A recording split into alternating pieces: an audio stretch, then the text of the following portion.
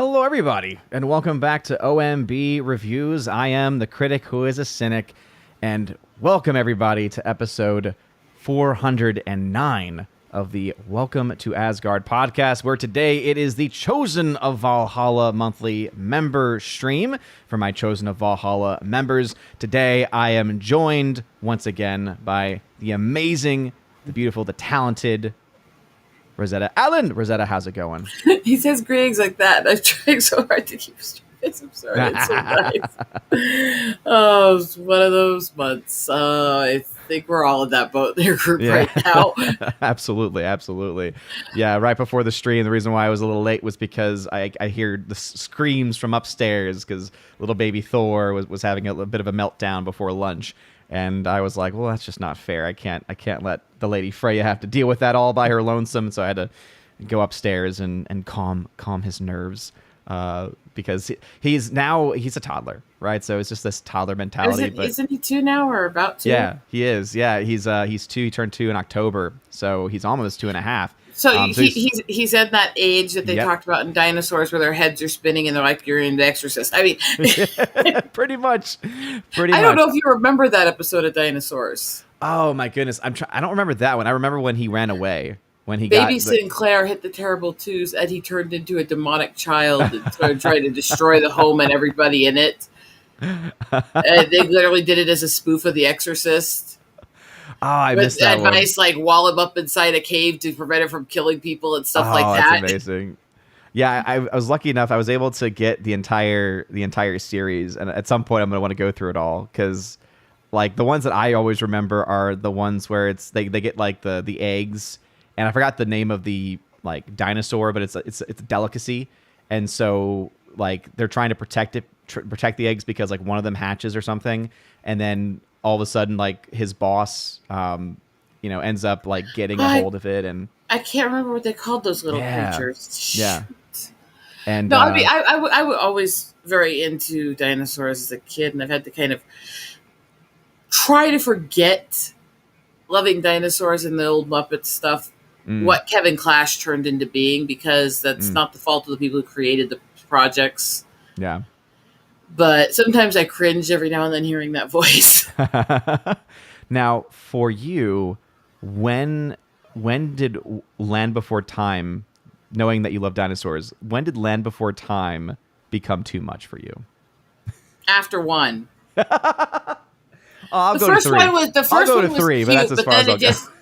It was like by the time the second one came along, that was replaying the same jokes as the first one. It was putting more and more focus on all the over-the-top evolution stuff and things like that by the second movie. And it's like, after that, it just became the same thing every movie. It's like, what's the point? Yeah. And the first one was cute. I liked it as a kid. Mm-hmm. Well, the first one's actually, a good film. And then all the rest, it's just cash grab, right? It's like, all right, let's do, most common denominator, repeat. And how many freaking movies of it have they made, actually? I don't even know anymore. I know that I think it's over 10. Yeah, Rob D. I know it's over 10, but he's like, didn't they make 12? I think that now might I'm curious, actually. So I'm actually going to look this up here. Yeah, it's definitely over 10. But yeah, for me, 3, because I actually like the story. I forget whether it's in 2 or 3, where it's the baby Sharptooth. Like I just like that character, and I just like that story. I don't know. Like I haven't watched those films in forever. I watched the first one 1,000 times because the relationship between Petrie and Ducky. 14. And what's the most recent one? Does it say? 2008 was the last thing they did with it, which is, oh God, they also made a show. Oh, wow. So that's what they just should have done. They should have just made the show and then spared everybody all of the movies. And the thing is, I actually didn't mind that they made a bunch of the Ice Age movies because at least they were fun. Yeah.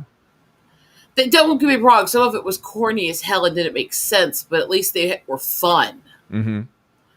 Yeah. But Rob D does make a good point, though. It does teach us Roman numerals because they did use the Roman numerals when numbering those. It does teach us what repetitive stuff makes you want to do to your temples. It's like a dental drill. Because I'm your dentist. I don't know why that's what came to my head. But it's another great film. But thank you for joining me today. It is the Chosen Stream. Unfortunately, as everyone knows, Tina, we are still praying for Tina as she is recovering, as her eyesight continues to recover. I think that I think she's mentioned this in the Discord. She's finally, I think, got some appointments, and we're praying that those appointments go well. That they're able to get her on a path to recovery to be able to keep us updated and keep sending our love to her. That's the best I can say for everything, because we're all going through stuff, but we got to remember each other in this time. Mm-hmm. Oh, absolutely. And absolutely. Tina's our sweetheart for this community. Yes, we all need her. Yes, absolutely. So to shout out to her, and we're still, of course, looking to support her as whatever ways we can. And I thank you for updating us with everything that's going on, Tina. But also to shout out all the other Chosen members who were not able to make it today. Mr. Roy, I saw him here earlier saying hello from work. Unfortunately, it's so hard to. It's so hard to. We tried so hard, and even the few that thought they could make it today, most over this morning, going, something happened. I can't. I'm sitting there going, I was just like, how does this work? What about this? What about this? And it's just like, obviously, when you're dealing with a lot of different people, different parts of the world, different points in their life, you're just never gonna get a perfect time for everybody. But Mr. Roy. Winter is just usually more chaotic because of both weather and medical and stuff for most people. So that doesn't necessarily help. Yeah, that's very, very true. But shout out to you, Mr. Roy, and hope that work is going all right. Brian Barth is also here. We got JRoar123. What's going on? It says, we are not alone. Amen. Amen. Absolutely. Laura also praying for you as well. Got some stuff going on. She says, can't listen, but give you some watch time. Well, thank you very much, Laura. I appreciate that. And if things at all improve, obviously feel free to jump on. We'll probably be going till about 1:30, 2 o'clock Eastern time today. Because obviously, as was mentioned, a lot of things going on over this winter time. Super Anime Gamer, what is going on? JKD Buck 76, what is going on? Thanks for being here. And thank you for always supporting the channel and being a member on the channel. Also, Miss Minnesota Hockey Fan, how about a hockey player, is a member and is here as well. So thank y'all for being in the chat. And I'm looking at that question and I'm laughing because I tried to watch it once and I fell asleep 10 minutes into it. It was so boring. Which one was that? The 2000 Disney dinosaur movie that was made to look more live action. Oh, okay. Oh, that's right. Oh my goodness. I think I just erased that one from my mind because I remember. I had to until I saw it mention it in chat. It's like, and then my brain went, that's the one that put you to sleep when you were hyper, remember? Because all I remember was the trailers for it and the terrible animation that they were using. I always get into with people that, there's plenty of evidence that everything that they used to describe what dragons were different specific species of dinosaurs. We all kind of know that. And I'm definitely more into the dragon side of dinosaurs than just straight dinosaurs because I love the mythology and all the cultures and everything that have been around it. Mm-hmm. And honestly, there's a lot of biblical references to dragons and standing against the dragon and the serpent and stuff. So there's that too. I mean, yeah. So I like the dragon side of it a lot.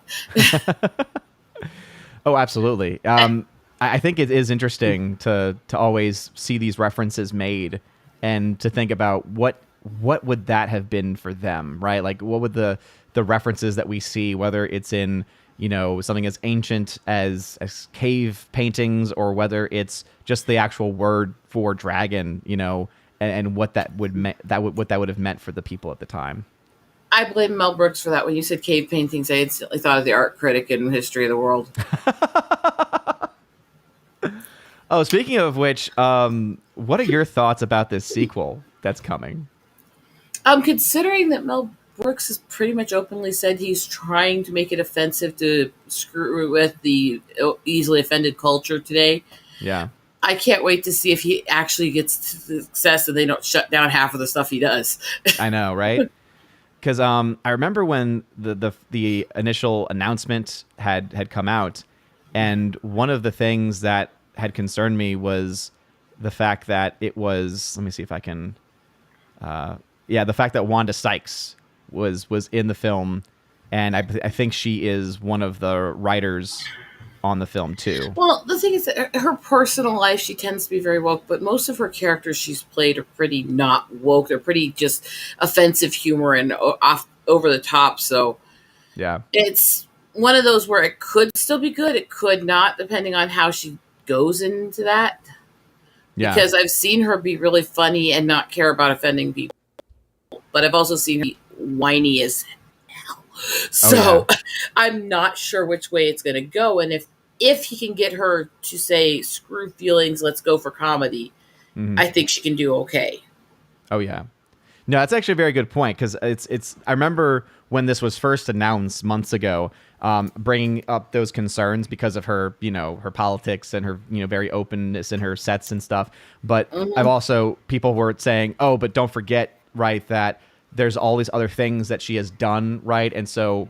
It's kind of like that. Sometimes it's hard, and we've talked about this a lot. From different perspectives, right? Separating art from the artist, right? That sometimes it's harder to do. But then also, even within the art itself, sometimes there's such variables and such variation to it that it sometimes, again, we have to also sometimes be able to separate art from one time versus art from another time too, and because people made some pretty good points, I think, talking about her involvement. But yeah, this article here, these are the first images. So there's going to be something with hockey. I have a feeling that is that going to make fun of Canadians, I guess.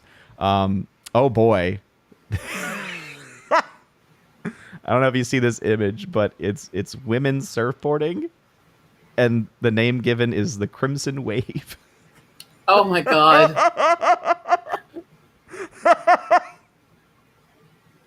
Well, that Mel is Brooks a concern, is clearly Monkey. He is 96. Yeah. He is 96. He'll be 97 in a few months. And he still doesn't care, and he's still offending people. That's awesome. That's great.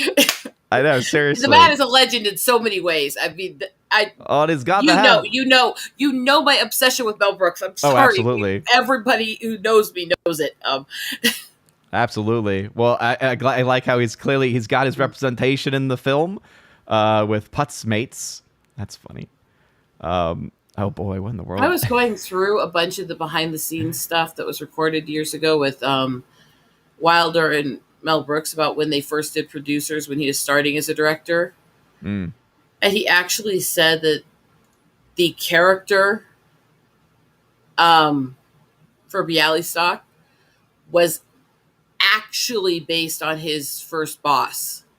Oh. And that all that stuff about how he was manipulating old women and stuff was true about his first boss. Oh, man.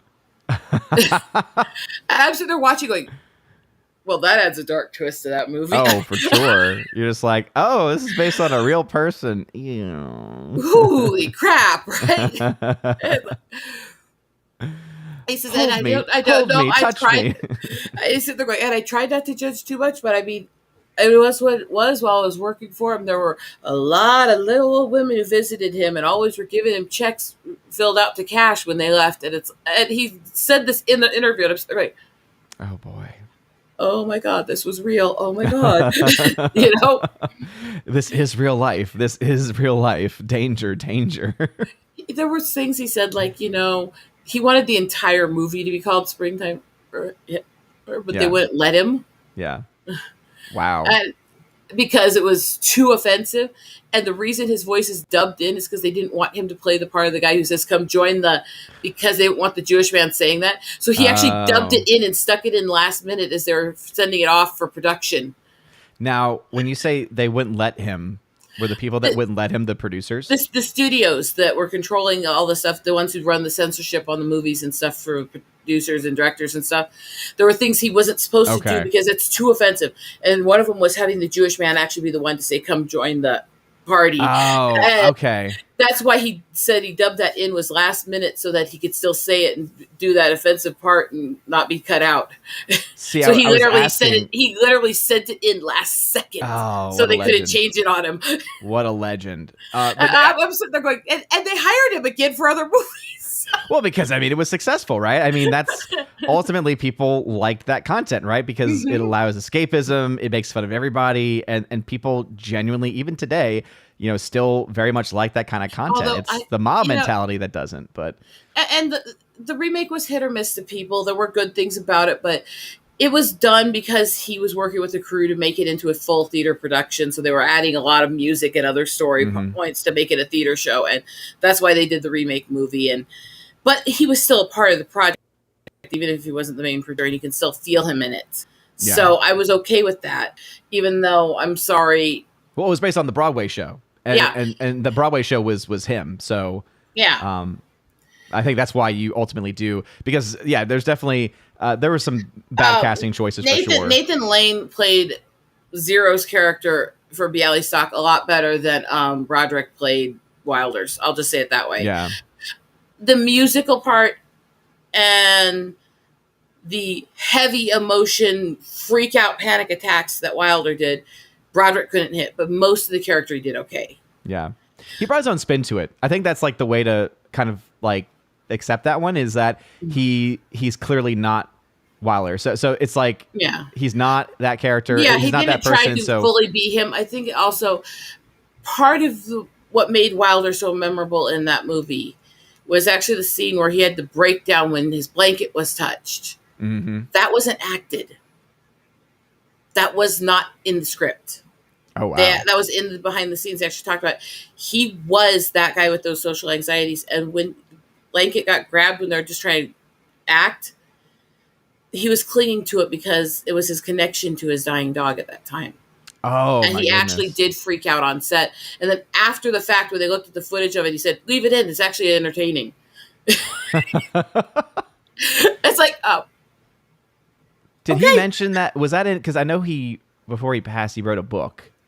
Was that in I like I the book he haven't wrote, or? read that book in a while, but that was actually he actually said that directly in this interview with him and Mel Okay. Brooks. Oh, okay, So I okay. mean, he said it directly that was not acted. He actually literally freaked out on them.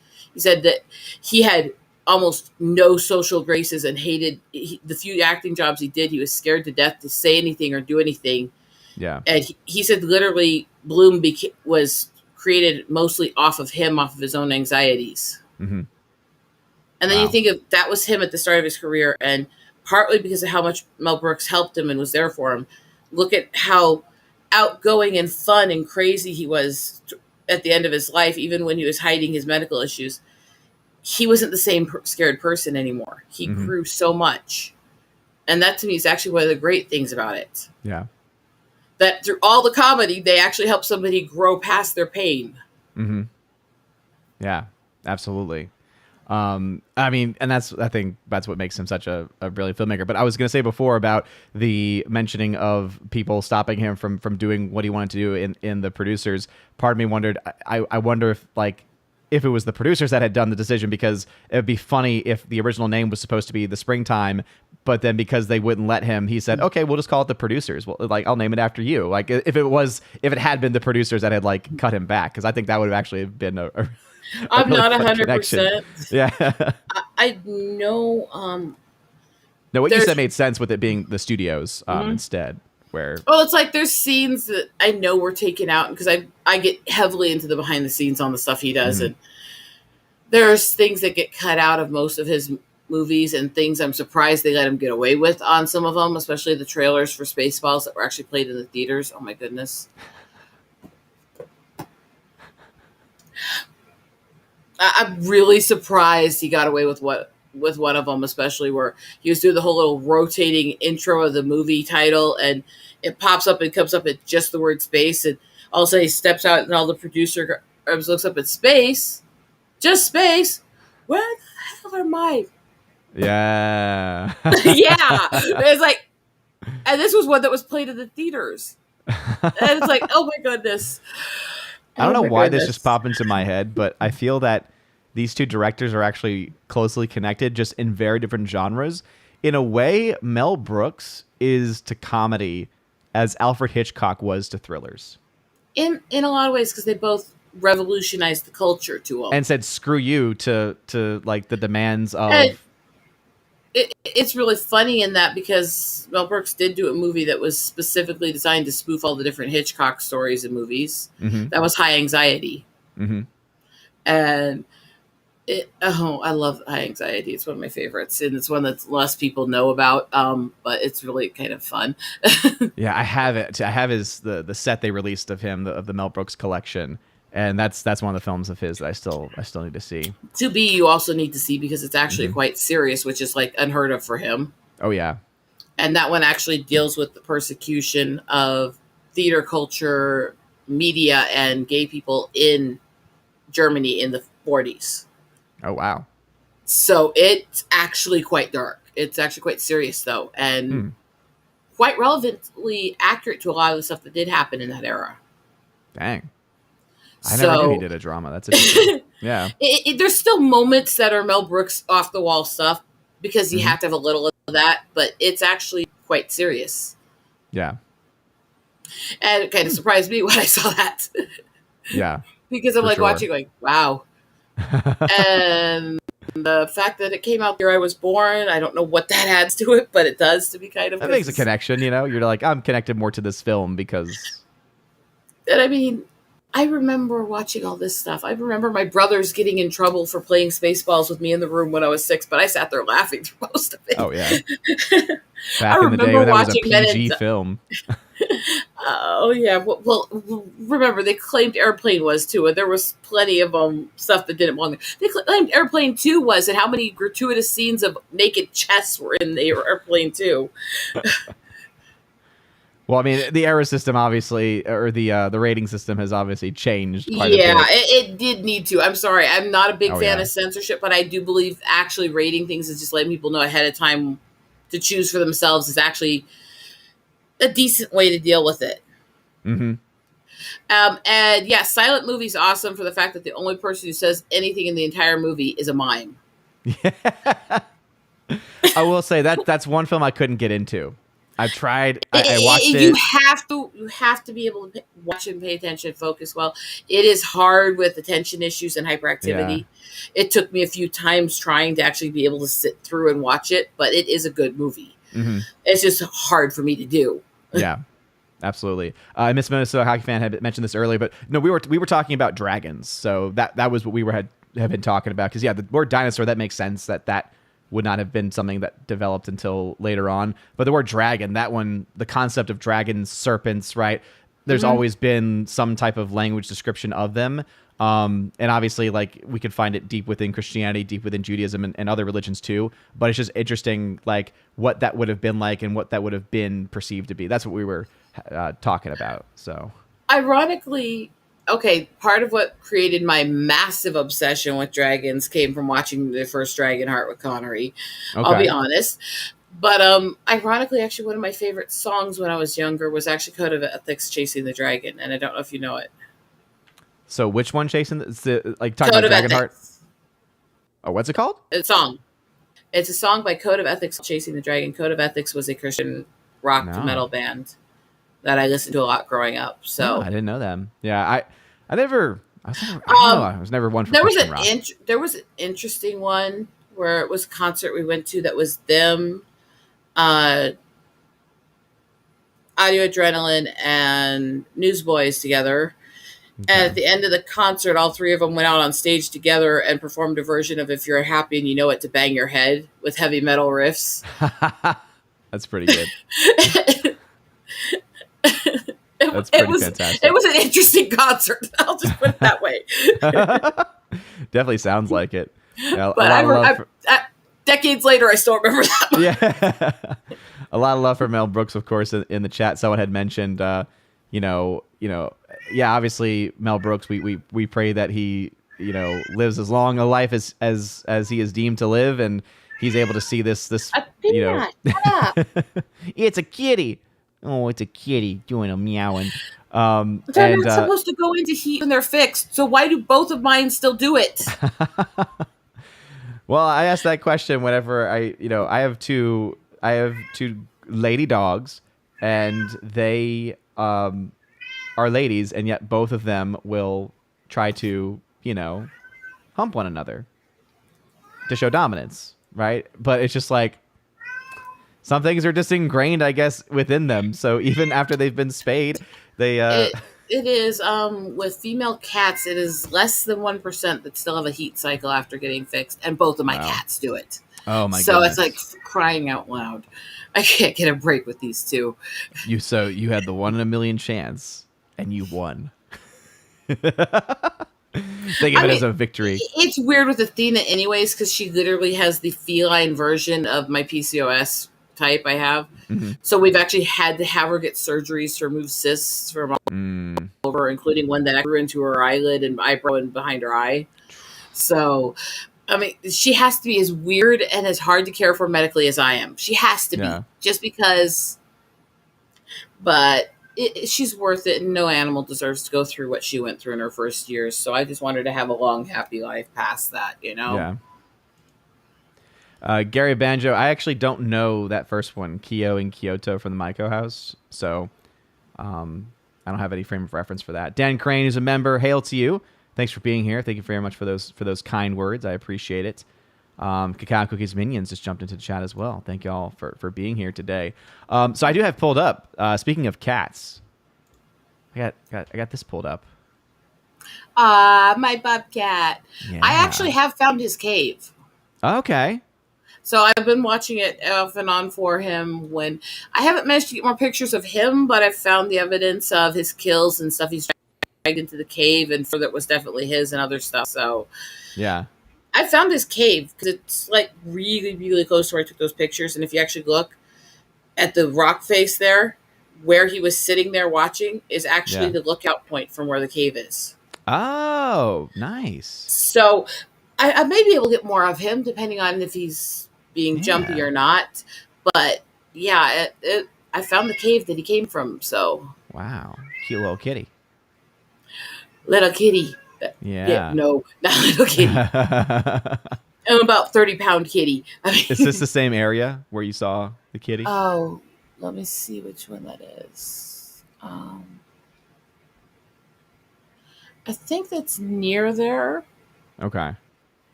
Not quite the same place, but near it. Okay. It's all part of Wildlife Loop area. Okay. And then these were the ones that you just sent recently, which I know that you took back in 2021, but beautiful. Well, a lot of these things I never got to finish. They've been sitting unfinished in folders because things were happening so much the last couple of years. I've started, to be brightened because it's the middle of the evening or dark or other stuff going on when I take them. Yeah. So the image is all clear, but it's too dark. So I run it through a basic brightening program, and then you get this stuff popping out of it. Yeah. So it's all there. It just needs slightly brighter, you know? But it looks beautiful, though. Look fantastic. But I just can't get enough of this. You can actually see it's had a fight because you can see the scar on the nose tip. Oh, yeah. You're right. Oh, my goodness. Hi, Athena. What are you caterwauling for? Athena's like, wait, what, you talking about another kitty? How dare you? She just walked over here and smacked me in the foot. And when I said, what are you caterwauling for? She rubbed on my toes. she's going, I know you're looking at another kitty. That's not me. How dare you? How dare you? How dare you? Over on Odyssey. Over on Odyssey TubeU. And Bianca fights the zombies. Hail to y'all. Apparently Bianca was unsubbed by YouTube. That's stupid. Sorry to hear that. And TVU says Mel Brooks and whatever he was or produced were fun and still classics to this day. Very true. I mean, even his worst movie to me is still Dracula Dead and loving it. And I'd still watch that over most of the modern stuff. Yeah. I think his worst project is actually one of the more modern ones, which is why I do have a bit more concern, because I believe he was pretty heavily involved in the Broadway edition of Spamalot, which obviously is Holy Grail, but I was not a big fan of the stage edition of the show. He was involved in some of it. It wasn't as heavily as they say. I'm kind of mixed review on it myself. I get where they were going, but some of it didn't deliver. But I mean, David Hyde Pierce and them. I like a lot of the people that were involved in it, and I think it's just because it just wasn't the perfect show for making as a musical myself. Okay. Yeah. For me, the oh wait, I don't even know why I'm mentioning I don't know why I'm mentioning Mel Brooks. That's not a Mel Brooks thing. That's a No, that's a sorry. That's a Monty Python thing. it is actually. That's But my bad. again, a lot of these That is guys, totally a my lot of these bad. guys, It still holds talk true, but to each other. it's So, yeah. well, Oh no, Monty I know. Python. I'm thinking of Young Yeah. Frankenstein. I knew Yeah. he did a Broadway rendition of one of his things. It was Young Frankenstein. That's the one that I wasn't a big fan To be of. fair, with a lot of it, the Broadway shows, while he's a part of it, he's not as involved in them as he was back when he was doing the movies and stuff. Yeah. So, I mean, it's more he gives them some context and they're free to run with it from there, kind of thing. Well, for this one, he did all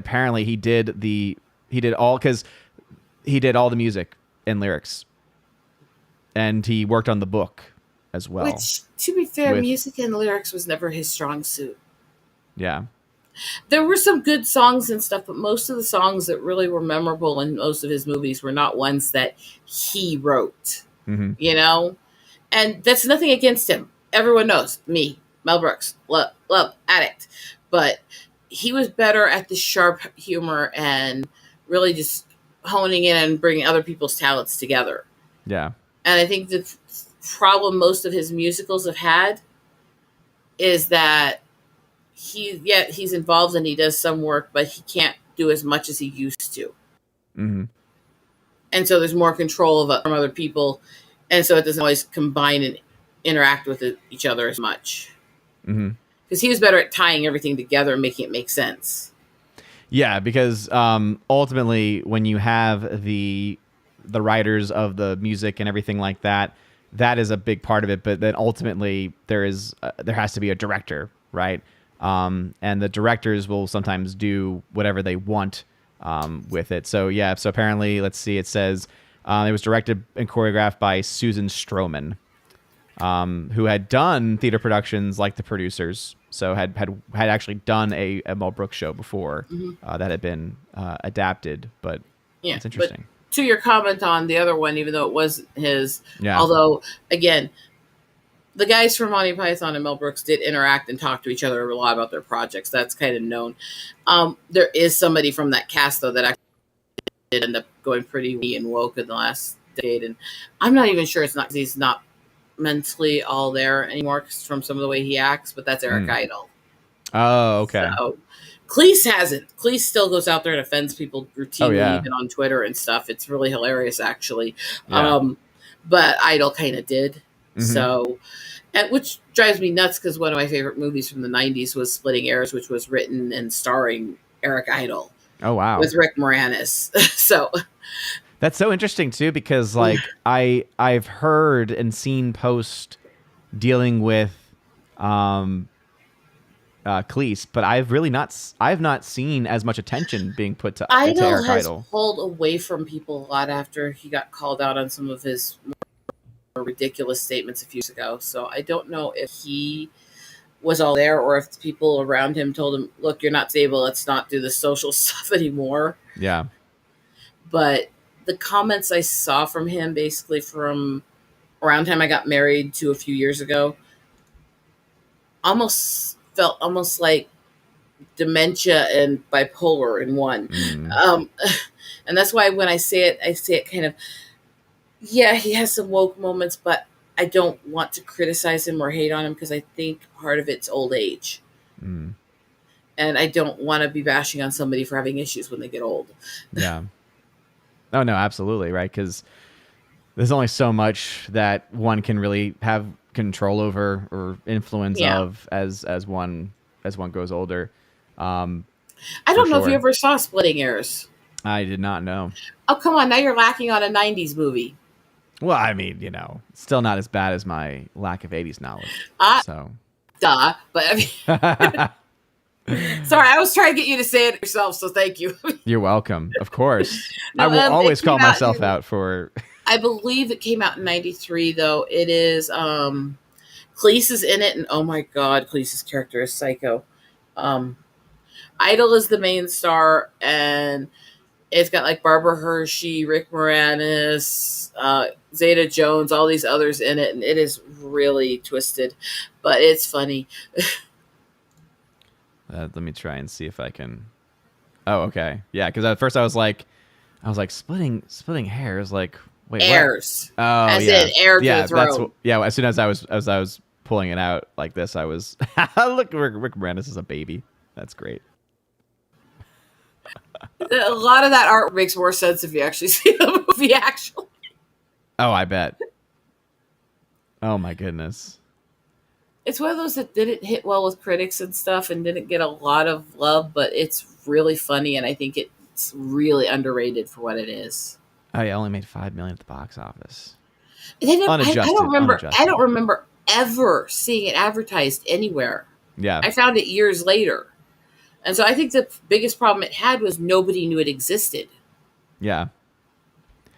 Yeah, well, not that it matters much, but 8% on Rotten Tomatoes based on 13 reviews. But Roger Ebert gave the film a mixed review, believed much of the humor was lost on American audiences, while Hershey's performance was the film's highlight. Idol and Moranis should have switched roles, is what he said. No, I think they were good where they were. I will say Hershey's performance definitely was very memorable, and holy crap, was she playing a stereotypical 60s hippie slut. Oh, God, yes. Oh, God, yes. Oh, she was bad. Oh, It was the comical bad. Her character was intentionally bad to make you cringe. no. Okay. And she played it beautifully. At one point, looking at him and going, "You remind me of my husband," and I will put the joke in private for a reason here. Let's see. Brian Barth says, saw the menu, interesting movie. Yeah, I mean, I thought it was incredibly interesting, and that's one of the reasons why it's in my top list, and it almost beat out Top Gun Maverick. It almost was my number one film. And okay, yeah. Do you see now why I said Yes, yeah. Rosetta shared with jokes me one in of the it are lines of the. but the whole basically plot of it is she's this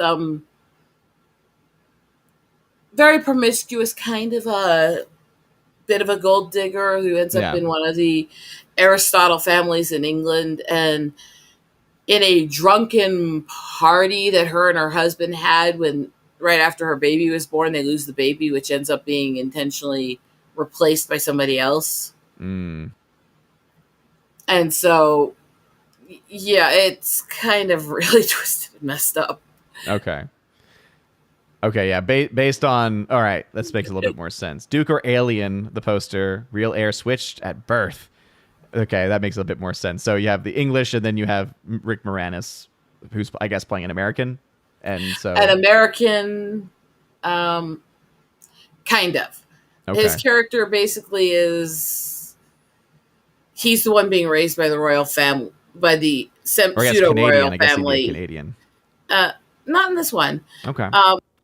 He's the one that was raised by her and the father throughout this, and. Does he pull off a English accent? They didn't try to. They had it that he was basically, she knew it wasn't her baby, so she didn't want to get close to him, so she sent him off to boarding schools as soon as he was old enough in America. Okay. So they just basically said he was educated over here. Yeah. Yeah, absolutely. And yeah, Brian Bart's like, only Roger Ebert can have a judgment.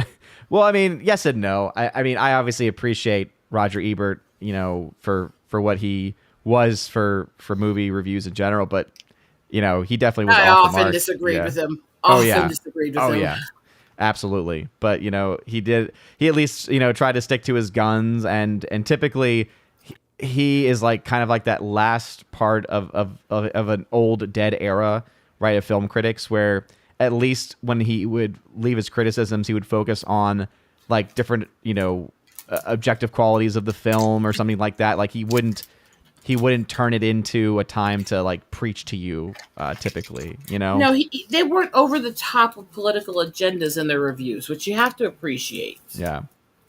And because today it's an old art, Yeah, today the reviews are all about, do we agree with the message? It's like, it shouldn't be about that. It should be about, did the message come across clearly? Was it well made? There's plenty of books and stories and stuff I've read I completely agree with. Yeah. I still read them.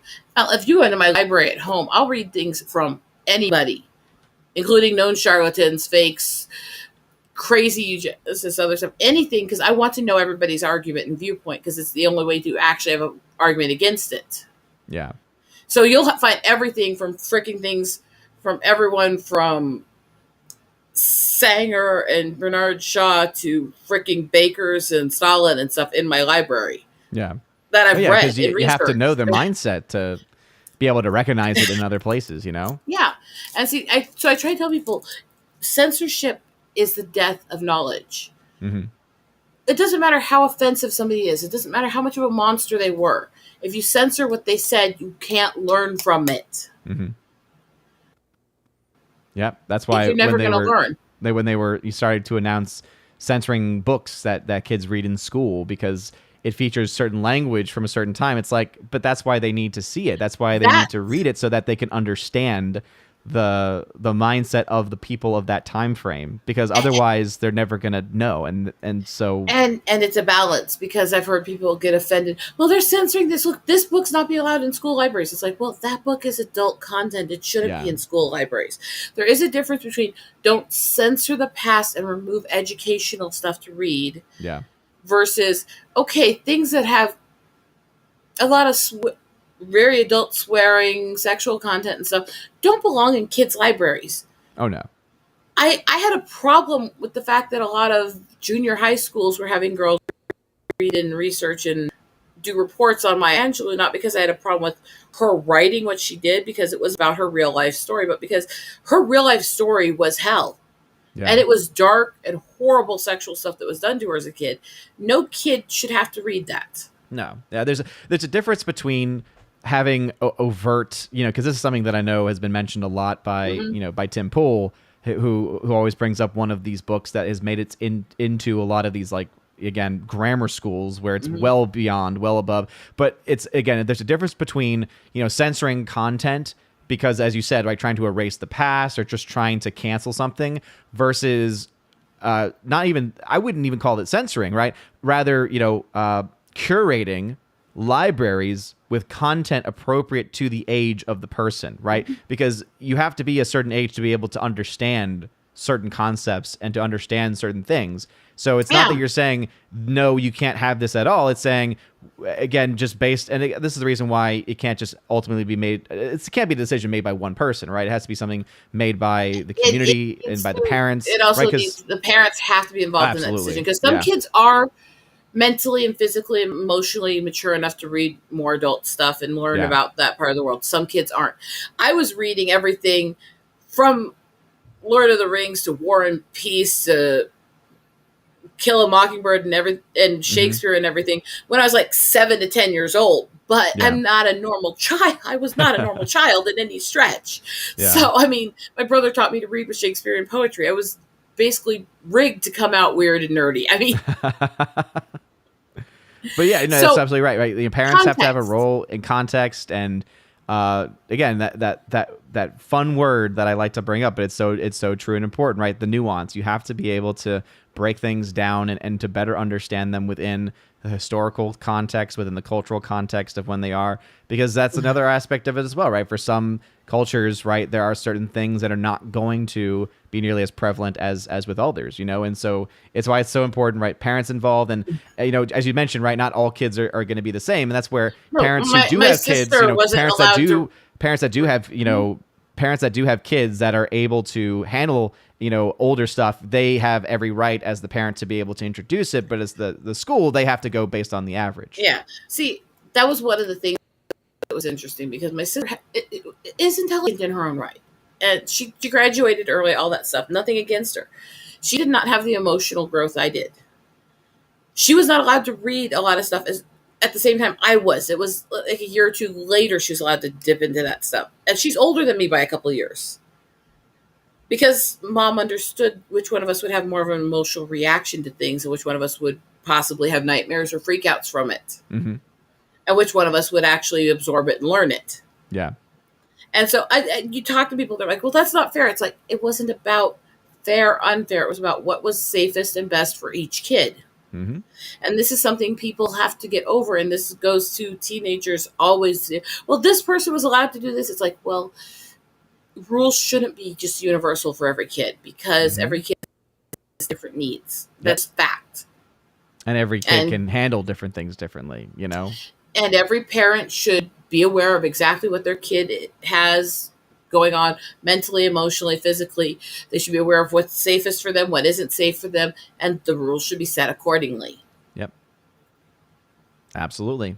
And that's ultimately what we're seeing in our culture is the downfall of families, you know, and the downfall of, you know, the strong family culture and family values. And that is leaving kind of this opening to where you have these schools and these teachers and these other, you know, people trying to fill this role, right? This void that's there. And it's, I think, leading to a lot of problems. Yeah. Yeah. And it's weird how we went from Mel Brooks to this, but that's Yeah. us when we talk. We kind of bounce all over the place. But it's still relevant, right? As far as just what he Mhm. did in films, right? And what he was not afraid to do in films. I think it's a logical segue. Well, again, my mom adored Mel Brooks stuff, still does. She was always trying to get us to see things he did and watch things he did. We watched Get Smart as kids, and she talked about his part in making that and creating it and all that. It was always in Mel Brooks' house, but my mom still got angry at my brothers for watching certain movies with me when I was too young that were his Mm-hmm. because there was still age appropriateness involved in it. And that's always got to be a part of it. Mm-hmm. And I mean, my dad wasn't great with age appropriate with me. I watched way too many mobsters when I was like 9 to 13 years old because nobody else in the family liked him and would watch him, so he'd watch with me.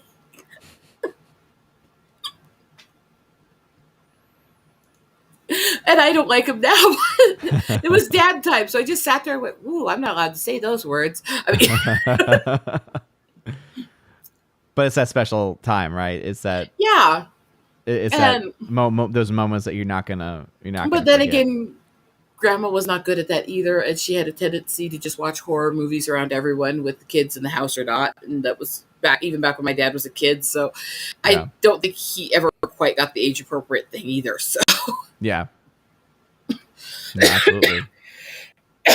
sorry, That's okay. You're all right.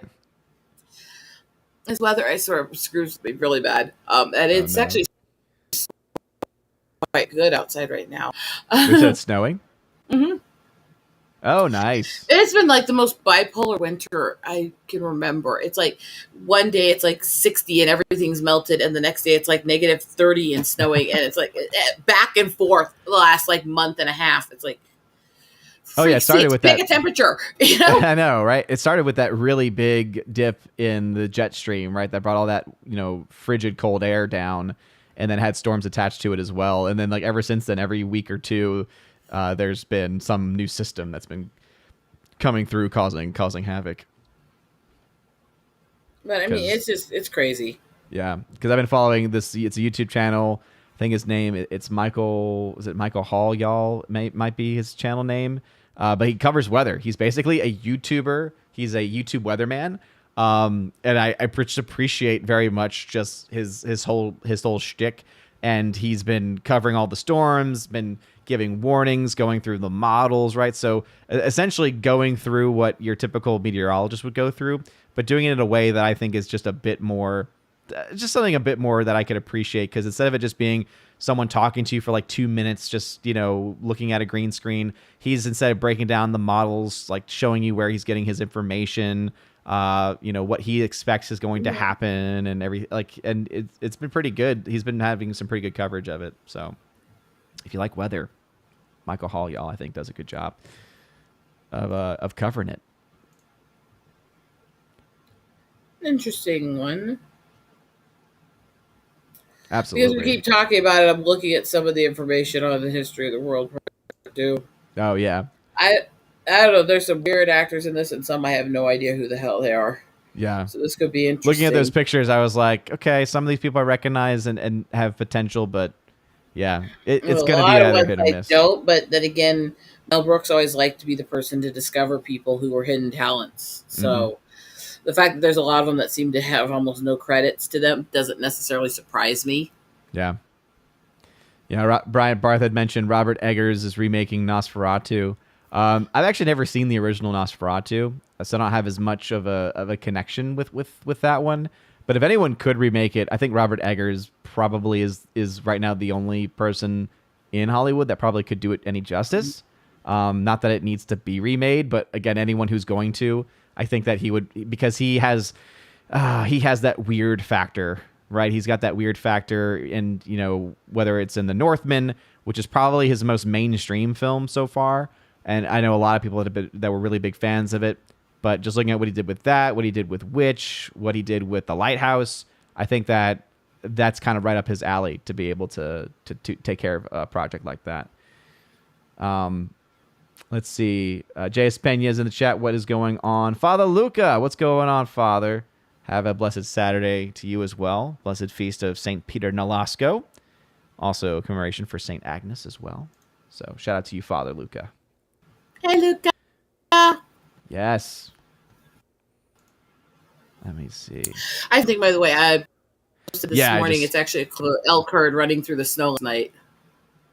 Because it was just starting to snow, and so they were all like migrating across all the roads. So it was like a couple miles apart. 2 times they had to pretty much stop for a while because there were massive elk herds crossing the road and running around. So yeah. Oh wow.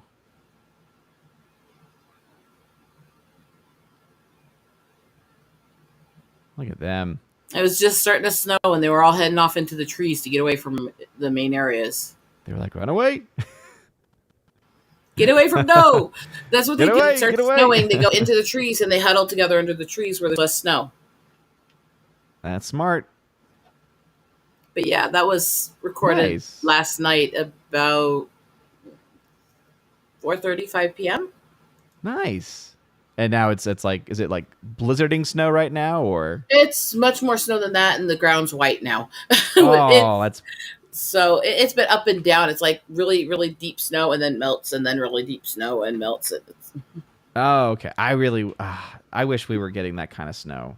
Like it's so sad because we did a we did a trip, and as we were hitting the road to we were going to Virginia, and as for our family trip for Christmas, and literally as we left, the day we left, it snowed here, and it was like that. It was just enough snow to have coverage and cover our cars and everything, and we were just so upset because we're like, oh, the first snow that we've got in like a couple of years that's been like that. Yeah. And, I'm sorry, I'm laughing. By the way, I just looked over and Athena finally stopped whining. She passed out with her head crushed into the recliner here from wearing herself out caterwauling. Oh, so there's the picture. Oh, let me see. That's why I was laughing. She just passed out. She's like, "Bonk." Let me go ahead and let's pull this up. That's why I was laughing. She's like out cold. Oh, sleepy kitty. She's funny. Oh, let's see. Father Lucas says, I can send you some snow from Innsbruck. It will take a while until it reaches you. Yeah, it's going to melt by the time it gets to me. But I appreciate the sentiment still, Father Luca. But, oh, sleepy kitty. Just like, I'm out. Athena makes me giggle. I love my kitty girls. I really do. We don't deserve the pets that we have. I don't know. I think I might be cursed with ornery because, yeah, she's really affectionate at times, but that cat's a troublemaker. And then there's her affection is really missing the mark sometimes. I got almost no sleep last night because every 5 minutes I was waking up to her rubbing and purring all over me. And I mean, obviously that's annoying. Up and your op-ed go like this, and she'd like dead weight in my arms, and then start whimpering and rubbing on me, and grabbing my shirt, like, "No, please, I love you." Would she do like the very pitiful, like, meow? Oh, and she does it where she actually, if she's trying to get sympathy, she'll actually try to make her voice sound really weak and hoarse, and she'll do it intentionally to try to sucker me out of like milk and drinks that she wants. And I'll go, I'm not buying it. Meow like you can. And she'll all of a sudden meow full volume with a moist throat. It's like, you little faker. Because if I'm like pouring a glass of milk for my mom, all of a sudden she'll be at my feet and she'll sound like, yeah. I'm not buying it. Yeah. And storm off. Like, and while you're dealing with that, I'm dealing with these pups right here. Let's see if I can get them opened up. Let's see, which ones do I have open? I've got Ornery in a recliner in front of me and Athena in a recliner beside me, and they're both watching me as they sleep. Oh man! All right, I need to get this last one. Animals are funny, I swear. Animals are just they're so good. All right, now let's go ahead and so this is what's going on in my house. So that's right behind me. Crash! Passed out.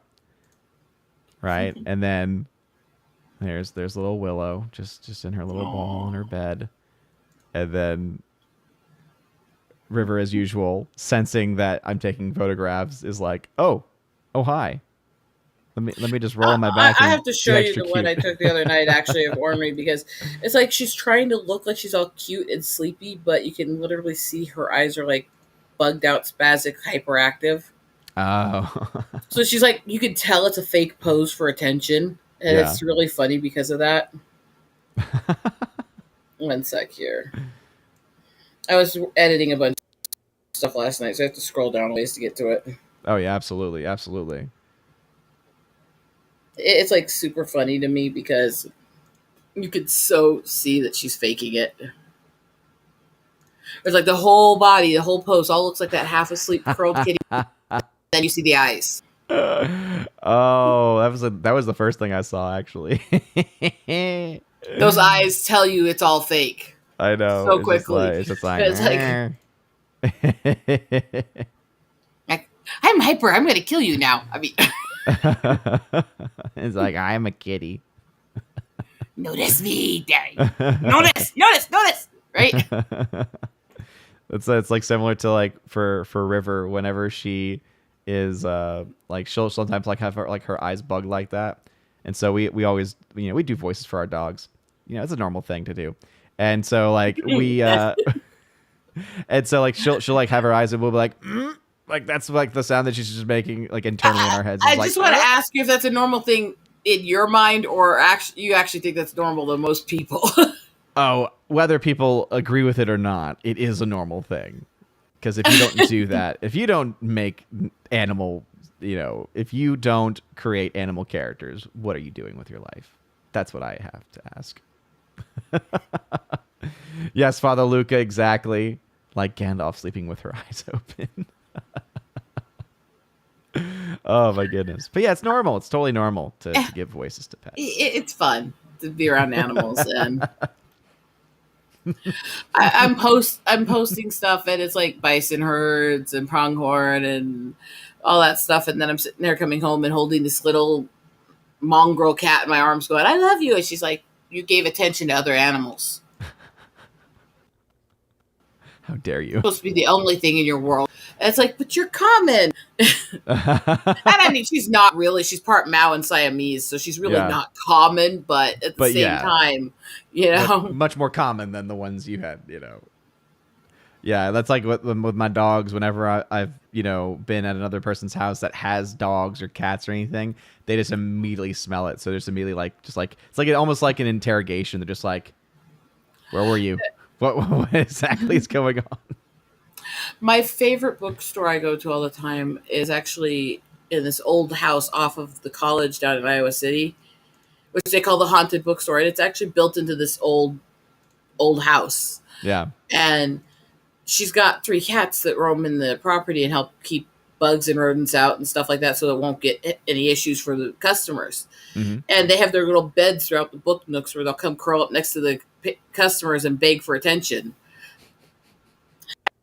And she has signs warning people they're in there. Don't let them get out. If you have problems with allergies, we'll have to do something for you, stuff like that. But I mean, they're there. You're interacting with them when you're in there. And I'll go in there and I'll spend hours digging through books and picking stuff out and writing off in one of the corners and stuff like that. And I'll come home and my cats will be sitting there looking at me like, We know you what you traitor. did. Yeah. You smell We like know. other cats. We're going to kill you in your sleep, you traitor. That's the look, you know? That reminds me of the Greta, who is a friend of mine from New Orleans. She's been in the chat several times. She has a channel that she hasn't been able to do a lot of videos for. But one of the things that she posted on her channel was a film that she had done when we were in college, and she basically wrote a story about cats, because she was like cat lady. Like, there was stray cats. She adopted like one or two of them.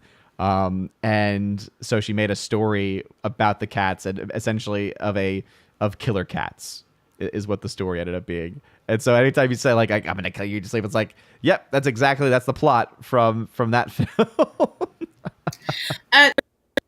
There's one other thing I want to show you, just because still too many people who don't think turkeys can fly. Which Turkeys it's only, can fly? yes, it's only domesticated farm ones that can't, because they've lost a lot of their muscle function. That makes sense. And this is the perfect video to exemplify that. I Okay. named it Turkey Tree, so that should give you a clue. Tree. And this was recorded 2 days ago. All right, let's see. I said open link. Where did it open to? Oh boy. I put open link and it's not going anywhere. Now I'm concerned. It shouldn't have any issues. Where is it it's showing it opening fine link to me, and I clicked it, and it took me No, right back it to was a YouTube. Discord thing. It was a Discord thing. All right, there it Discord is. gets weird sometimes. Yeah. When Oh I my call goodness. this turkey, Wow. I'm literally not kidding, and you can see them flying in and out of the tree while I'm recording. Wow. And this is actually about a mile down the road from my mom's house here, so... They look so weird, though. Like, it looks very unnatural. Isn't it kind of feel like a tree full of beach balls? It does. I think that's the other reason, too, is because most They're people so are just fat so with their used to small seeing wings. the domesticated, right? And, like, we were so used to... Yeah, I just saw that. Yeah. Thank God Hitchcock did not know about flying turkeys. I know. Imagine the birds, but instead with these giant birds. Well, I always saw that movie. If you took Hitchcock's birds and you took like large waterfowl, turkeys and hens and predator birds and stuff, and had them instead, it'd be a lot creepier, honestly. Oh, yeah. But That movie still freaks me out, though. I mean, I get to the point, especially where they show the one guy with his eyes out, and I'm like, nope. I'm like, I'm out. I can't do it. Even with the bad green screen effects and everything like that, I'm just like, nope, creeps me out. But yeah, I mean, I laugh when I watch turkeys fly, because it feels like this little bird trying to carry a beach ball. I know, right? Oh, And my to goodness. be fair, they don't fly far usually. Mm. They don't have a good longevity. It's fly for like 10, 15 minutes is usually the most they try to do. Okay. So I guess, so they're not They're not migratory, but they do fly around and climb up and stuff and get into things. I say, well, you had a whole tree full of them. I mean, goodness gracious, that's just... I still can't get over how unnatural they looked because of how big they are. By the time we got here last night and it was too dark to record another clip, it was 5 trees there. We're all completely full of them. Wow. Now, I guess the big question is, what tastes better, wild turkey or domesticated turkey? Wild, and I don't like turkey at all, but wild's better than the domestic. And my family's about to come in the door. This is going to be a thing. Okay. Talk for a minute while I mute and see what's going on with them. Okay, gotcha. For sure. So for everyone who is hanging out today, thank y'all very, very much for being awesome and for your questions. As you all know, Chosen Stream always is showing love to the Chosen members, those who continue to support the channel as Chosen members. And again, shout out for those chosen members that I've seen around but were not able to join today. So Mr. Roy, who was here earlier, for Father Luca as well, for Laura, the Mother Major General of the channel. And again, thank y'all very much. And Matt317, he was also in the Discord saying that he was not able to join either today. But hopefully you are doing well, good sir. How's everything going, Rosetta? Oh, just fine. They're in the other room for now. Okay. Well, if you need to head out. We've kind of dipped into half of the stuff I've been watching and doing in the moments I've had a break the last month anyways in this conversation. I know, right? It's kind of been really interesting here. And Ornery, what are you up to, you little crazy cat? I see those eyes. Oh, no. Ornery's like, I got something planned. What are you doing? What's going on, Bruce? Was there anything that you wanted to mention or share with your family home? Pray for me. I have to keep dealing with them. I'm sorry. That was mean to say. No, Ornery has got that look in her eyes like I want to cause trouble.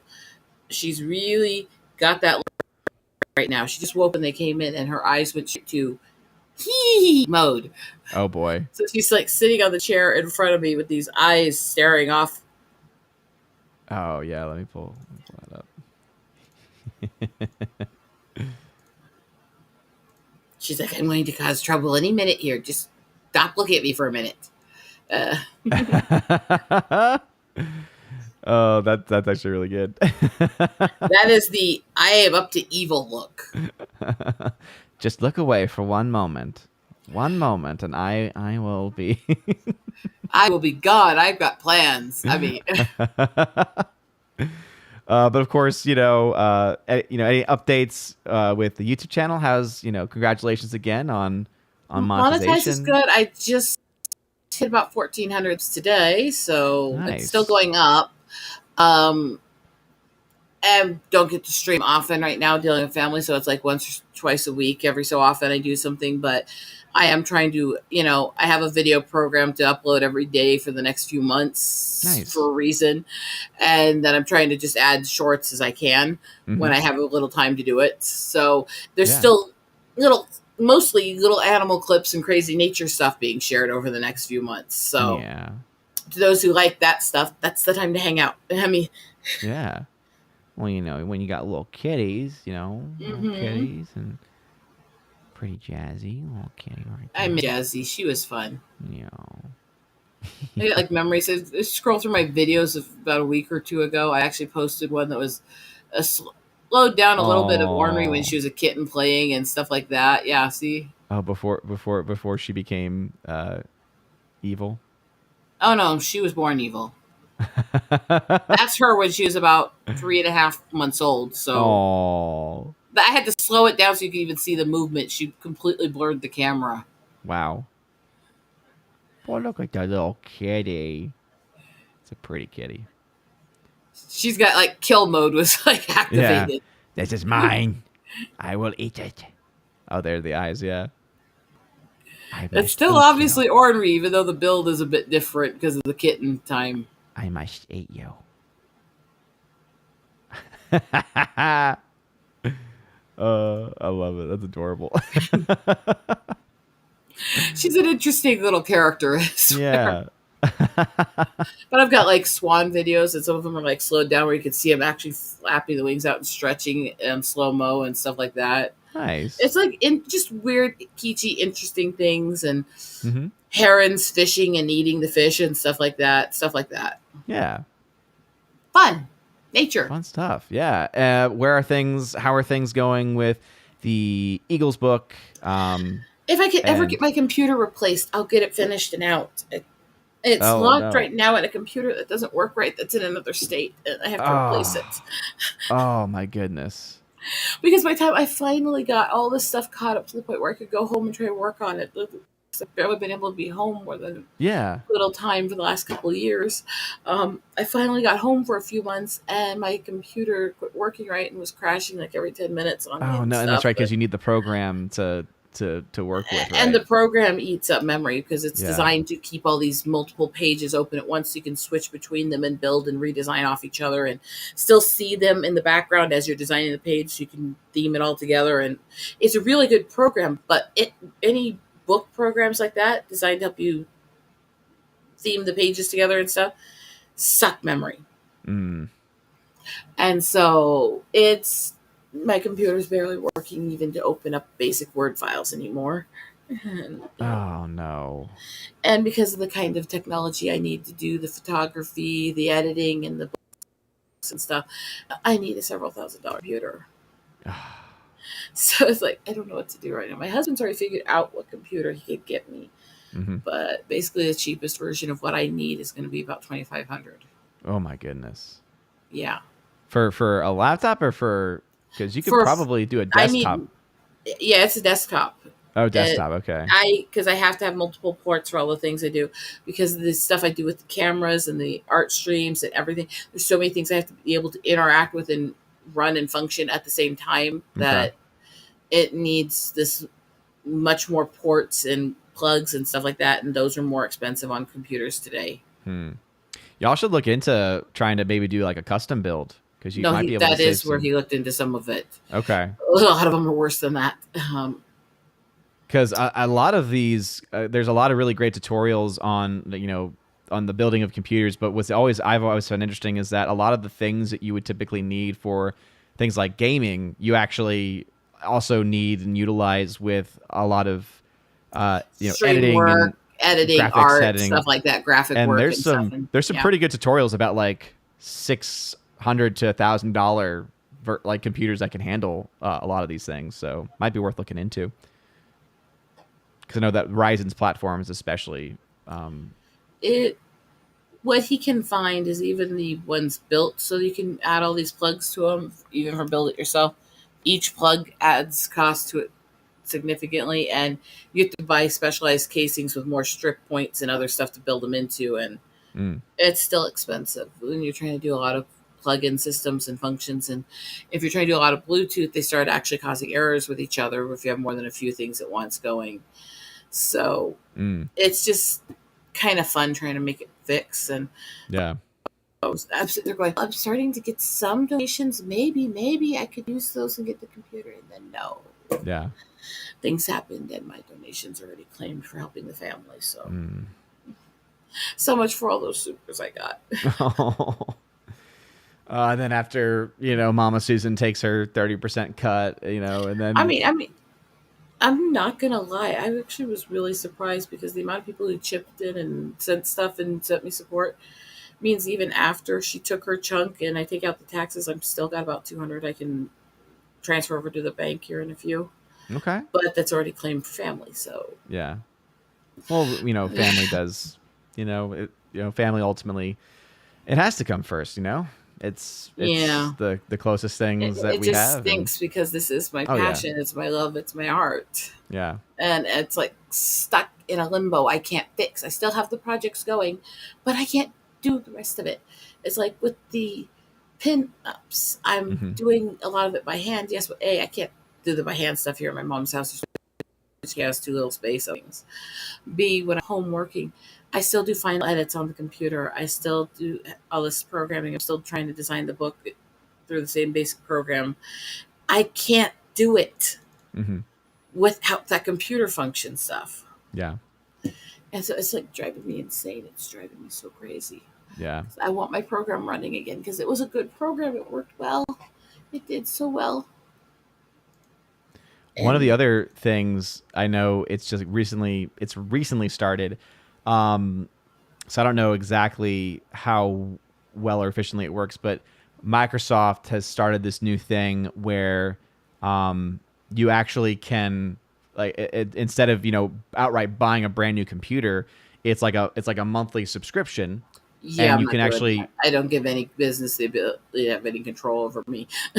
Well, no. It's basically what you're doing though is it's allowing you through internet. So as long as you have decent internet connection, it basically you are subscribing to like server space, and so you can say, okay, I need this type of graphics card. I need this type of like these types of resources.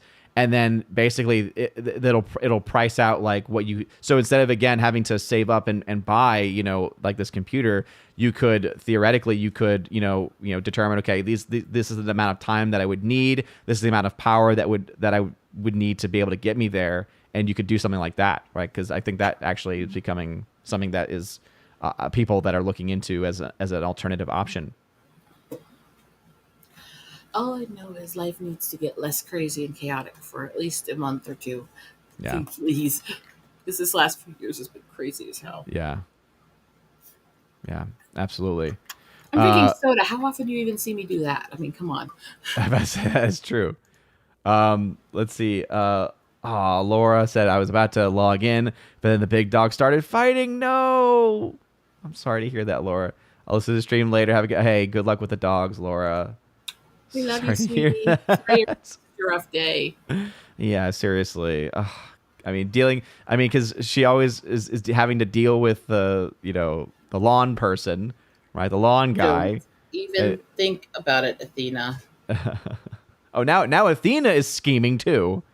Yeah, Athena is staring at Ornery's tail and twitching her paws. Oh. You leave her alone, you psychotic little bully. So both of them are psychotic. Ornery is psychotic to other things. Athena's the bully. Oh, no. That's she not tortures very nice. Ornery. Oh, that's not very nice, Athena. I said, leave her alone, you psychotic little bully. And she just gave me these big eyes like, what? Don't you call me that. Anything else you wanted to shout out? Just going to keep trying to push the nature stuff. And I will say, and I'm not the person to usually give credit to YouTube. You know this. Mm-hmm. How many times have I criticized YouTube? Yes. I actually really think it's really good that they've actually opened up so you can send people super chats and stuff on videos and shorts. Mm-hmm. You look at both small and big creators. There's a lot of people who, because of the kind of stuff they do, they're not stream people. They can't stream often with their issues. Or because of the kinds of videos they do, they're not eligible to monetize the videos. And so even some of them have millions of subs and all they'd ever get was a few sponsor amounts here and there. I think at least this way, those who are really working hard can get something back, Mm-hmm. And so as much as I criticize YouTube, and I still will, and I will still sing YouTube sucks any chance I get, but I have to give it credit because that actually will help a lot of creators who have struggled. Yeah. Yeah. It was that. The fact that it took them as long as it did, though, to roll it out, because that's something they've actually had for like a couple of years. And they were like, we're just slowly rolling it out. And it was like... Oh, no, don't get me wrong. They took way too long, and they way too much. And they should have been something that was automatic when they added super chats at all. Let's be honest. Yep. But I will still give them credit. It is a benefit to those of us who are trying to make ends meet and still do this stuff for people and still entertain people when we can and stuff. It's still a benefit. Mm-hmm. Yeah. No, absolutely. Always give credit where credit's due. But at the same time, all that's going on. And for anyone who watched the Raven Award nominations from the other day, that video got copyright claimed, of course, but no strikes or anything like that. But it's just always frustrating to have to, be like, come on. It's like, yes, I showed a clip, but it was something that I got literally from YouTube. And also, it was within the context of like a 2-hour stream, and it was fair use to the T. But then they always give you that very scary language. So you the first time you dispute it, it's like, oh yeah, it is what it is. But then if they deny it, right, then all of a sudden it's, well, now you can appeal it, but just know that this could result in a strike. And it's like, okay, so this is not actually going to be a legal decision. This is going to be you deeming whether or not you want to actually, stick up for your creators or whether you just want to bow down to them. I got a stupid claim. My monetization stream, which was like almost 7 hours or 7 hours something. Yeah. I get one stupid little claim, and it was literally for background music on Memes of Destruction for like 10 seconds. Yep. I was like, you've got to be freaking kidding me? Yeah. How did it even pick that up in the back behind several people talking? Because that's how much time and money they spend on developing these algorithms. And this one was apparently very openly, because the company that was connected to the sound is kind of known for being pricks and wanting money off anyone who ever listens to it at all, which was Sony stuff, Yeah. that they're known for this. They've done this to people before. Yeah. They've put claims on people's birthday parties to their kids, Can't sing that So happy birthday. everyone, it wasn't even that. It was like Mhm. somebody in the room next to them played a song Playing music, for a few yeah. seconds and stuff. And it's like, so they're kind of known for being that anyways. But I'm sitting there going, why would I fight this? You can't touch my super chats. It doesn't actually hurt the channel, and nobody's rewatching these very often. At most, you might make 3 cents off me in the future. For crap's sakes, I'm not going to deal with you. Yeah. Just go away, But I mean, in the words of Critical Drinker, just go away now. the one that kills me is I keep getting claims no matter what I do on my weekly comic stream. They're trying to hit and claim the promotion videos for the indie comic groups. And Weird. I happen to know every person who we have the promotion videos to wrote and created and played their own music. Yeah. And they keep trying to claim it, saying that it's being owned by these big companies or these big metal bands. It's like, no, it's not. This is nobody else's music. This is theirs. Yeah. Just because it's the same general style as some of those bands does not mean it's their music. Yeah. So that one, even though it's not financially doing anything to me, it's still ticking me off because they're striking and going after these people who created their own stuff being responsible. You know what I mean? Yeah. Mm-hmm. I do. Orange and Chat! It's just ridiculous. What's up, Orange Chat? How's it going, good sir? Sort of late Saturday mornings are busy for me slightly. Oh, no problem at all. But anyway, I think that's I imagine you probably want to get to your family. I won't say a thing. But you can support Rosetta over at her Twitter, at RoseMQueen1, Eagle Rider. And of course, also on her YouTube channel as well, at Rosetta Allen, which is also labeled Eagle Rider as well. Which is mostly nature stuff with some art and comic stuff thrown in. Let's be honest. Yeah. But yeah, any last things you want to say before we wrap things up? My cats are insane. Something that we didn't already know. I was going to say I'm insane, but you just said I didn't already know, so let me think. It's like, now I'm intrigued. Now I'm thinking. It's like, wait a minute, something you guys don't know already. I'm pretty open with this community, so just follow my stuff and keep track of things. And the Redbubble is still there. You can find the information for it. It gets shared off and on.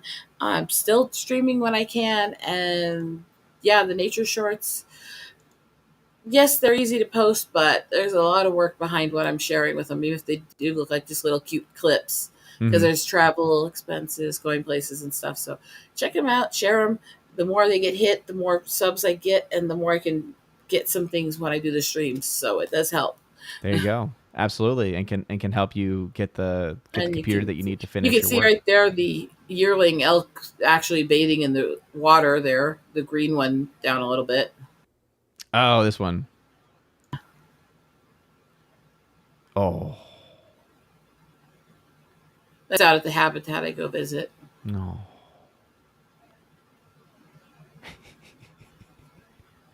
I guess you could define that as bathing. No, that's how they do it. They rub themselves in the water while they're sitting in it. Okay. It's just that he's not doing a lot. It's just really cute because it's just like he's just like, I'm just just chilling. I'm just gonna be in the water going rub, rub, rub, get a little dunk off my face. That's about what they do. That's fantastic. Well, Rosetta, thank you as always for joining on Chosen of Valhalla streams, and to all of the other Chosen members that were not able to make it. I thank y'all to you as well for again continuing to support the channel, and really hope that y'all are able to be able to. Hopefully next month we're able to work things out better time-wise. Mr. Roy, I know, especially his crazy work schedule. Hopefully we can finally we can figure out a hole in that work schedule, Mr. Roy. As Father Luca is coming in here as well to say have a good weekend and hope to be able to join for the next Valhalla stream. Absolutely, Father. And obviously we're dealing with time zone issues when it comes to Father Luca. So thank you for all the support from the European Union. But anyway, any last words, Rosetta? I bid you good day. I bid you wash day. You. There it is. Absolutely. So thank you all very much for your love and support. Please make sure if you have not yet voted for this year's Wednesday Raven Awards that you go ahead and do so. It actually got a pretty good shout last night on Friday Night Tights because Jeremy is very happy. He's very proud of being nominated for Shill of the Year. And the fact that he's in the same category as John Campea. So we had a good influx of a good 30 people. So we're at almost 120 people, which is vastly more than the people who actually nominated things. So if you have not voted, I've just dropped the link to that in the chat. And vote for Jeremy. Vote for Jeremy. Yes, do it. I don't know. Part of me is like, yes, but then also it would be hilarious if John Campea beat him. To be like, Jeremy, how's it feel? How does it feel that you lost to John Campea? I think either way we could have a lot of fun with this one. Oh, for sure. Absolutely. A lot of different ways for that one. But yeah, it's been awesome to look at many of the different responses. There are some things that are not a surprise. There are some things where they're like neck and neck. So pretty much, as is always said, but I can guarantee and clarify that it is absolutely true in this case. Every vote will matter for the Raven Awards this year. So if you're very passionate about something, not only should you vote, but also share the link with others that you think might be able to help those either movies or those people or causes, whatever it might be. Whatever it is that you want to support, go ahead and click on that link and vote. So anyway, with all that being said, I want to say again another huge thank you to Rosetta for joining me on stream today for this great conversation, and hopefully everyone in the chat as well had a good time. As Carrie Banjo Sandwich says, shill that. Yeah, absolutely. I will shill it. But anyway, thank you again. Say I will shill it. And what we need to do is edit that sound so it sounds like it's Jeremy saying it and then play that as we're voting. Oh my goodness. And I am actually working on something fun. So something that I used to do with the Oscars when I used to care was something called Oscars Bowling, because they used to have 24 categories. And if you rank your choices and you start off with 24 and that's the point value you give to something that you're very confident, right? Your choice is confident in, it's 24 points. And if let's say you were to predict every category, you would get a 300. So it's a bowling score. So it was called Oscars Bowling. So I'm actually in the process of forming a ballot right now to do Ravens Bowling. And the concept will be the same, where people will be able to not, put who they want to win, but who they think is going to win. And I'm working out how to make it so that the top 3 people that have the highest scores can win some 4Ks, some Blu-rays, digital codes, whatever it is that people might be interested in. So be on the lookout for that. I'm going to be dropping that probably a little bit later because I want to try and not confuse things too much. So that will probably be closer to the actual Raven Awards show. But that will be fun, I think, too, for people to not put who they want to win, but people who they, what they think is going to happen, and how confident they are, right? People who for show of the year think that Jeremy is going to win it, right? They put it for 24 points, but somehow, some way, John Campea pulls it out, right? That would be a loss of 24 points. Nobody wants Campea to pull it out, please. Well, we're just gonna not even talk about anything related to that because goodness gracious, no. But be on the lookout for that. If that's something that sounds interesting, that is gonna be made into a giveaway event as well for the top vote getters. So Lord, I apologize for that. You better. Anyway, thank you again, Rosetta. Thank you everyone for watching. Please make sure to smash the like button, live that fire button if you're watching on Odyssey. For anyone who typically watches on Rumble, I was having issues getting that link created. So this will eventually be live on Rumble, as I have my YouTube channel backed up to that platform. And so if you're watching this on Rumble after the fact, the reason why it was not on was because of that. No stream tonight. Again, whenever I do my chosen streams, I try to not overstream, and so I will not be having the typical Saturday evening stream tonight. So that was put out on all the social posts for the link for this stream. And then also my mama's coming in. She will probably be landing in about an hour or so. So obviously I want to get ready for that. And because of that, my wife and I are going to go grab some, dinner, have a night out. So anyway, I will see everyone again on Tuesday, where I'm sure we'll have a lot of stuff to talk about. And of course, tomorrow I'll have my box office breakdown video talking about how much money Avatar's made this week, which I'm sure everyone is just always it's always great to see the comments on that one, because there's some people who have my back, and then there's other people who are, I thought that you would appreciate that. Anyway. I didn't tirade about Cameron. You should be happy.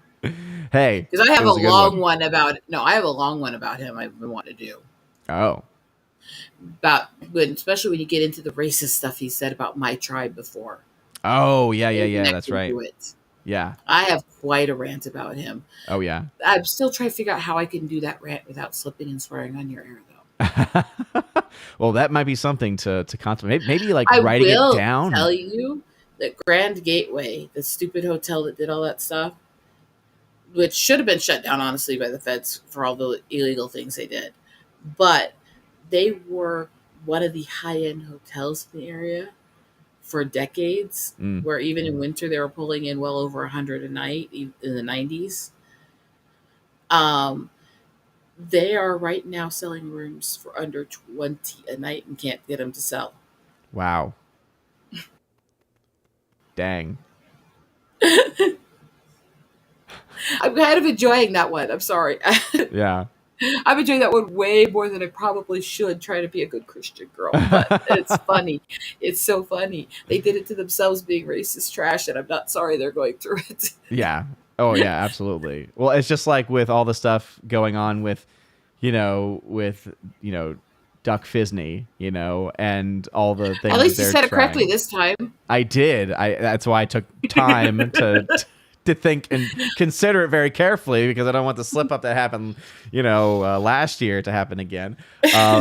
But you know me, I will always give you crap about it. Oh, I know you will. You'll never forget. But everything going on with the whole Galactic Cruiser thing, and I'm just upset that they've closed Splash Mountain. It's just breaks my heart. But anyway, thank you all very much for hanging out today. As I was about to close up, I realized that I had not uploaded because obviously I normally do my stream through OBS, but for the chosen streams, for any time I have people on, I use the studio using Restream. And I had not actually uploaded the January shoutouts video, so it's just processing right now. And so as soon as it's finished, I'll go ahead and hit that to close this out. But seriously, everyone, thank you again for the love, for the support today, and for this past year. Again, it's been very interesting to see things in the Avatar era, and I cannot wait for another film to finally come out so that I don't have to talk about it as the highest grossing film of the weekend anymore. But with that being said, thank you for being here. Thank you to Rosetta. And as always, God bless.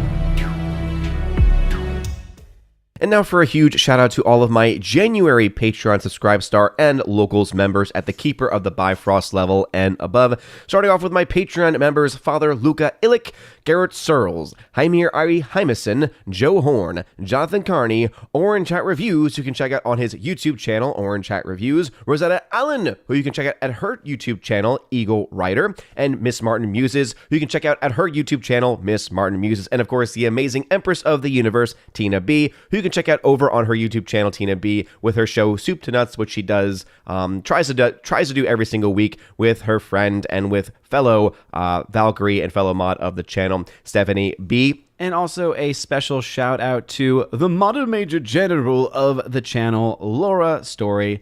Thank you again for joining. And of course, I do want to give a special shout out to Tina B and make sure that everyone knows that our prayers are being extended towards her as she continues to recover from complications that have occurred recently with her medically and has resulted in a loss of eyesight, or at the very least of more clear eyesight. So to continue to offer our prayers for her. Also a shout out to my subscribe star peeps, Matt317, who can check out on his Twitch channel by the same name, The R, Fast Reaction, Mr. Roy, J-Rod the Beer Guru, and the K-Man, who you can check out over at xtheboundaries.co. And lastly, to my locals members, Miss Minnesota Hockey Fan, How About a Hockey Player, J.H. Schwalbach, Brett D90, and the amazing lawyer Robert Barnes. So thank you all very much for supporting me on Local, Subscribe Star, and Patreon. If you want your name shouted out at the end of every live stream and video, please check out the top link in the video description below, where you get access to this, and also, of course, to a monthly podcast that I do with John the Flickinger. Also access to a giveaways channel on my Discord, where I give away films. This month I've got films like Seven Samurai on Blu-ray from the Criterion Collection to give away, The Banshees of Inisherin, Tommy Boy Steelbook, Edge of Tomorrow 4K, and tons of other 4Ks and Steelbooks as they get released over the next month will be available, and also, of course, digital codes as well. So if any of that sounds interesting to you, check out that top link and join over on Patreon, Subscribe Star, or on Locals. You guys are all amazing and beautiful people. Hope you all have a wonderful rest of your day, and as always, God bless.